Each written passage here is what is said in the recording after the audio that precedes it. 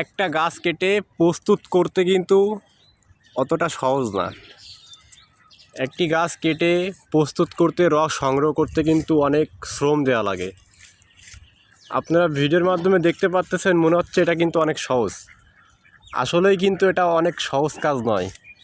না না, এই কাজ কি সহজ না। আপনি কত বছর ধরে গাছ কাটেন? আমার এই 70 বছর চলতেছে গাছের গাছ কাটা বয়স। 70 বছর?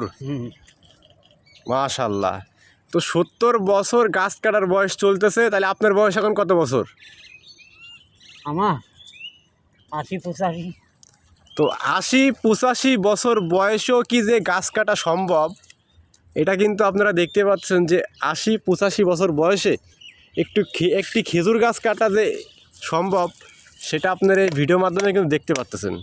আসলে সবই সম্ভব। এই নানা হলো আগের কালের মানুষ, এনাদের দ্বারা সবই সম্ভব।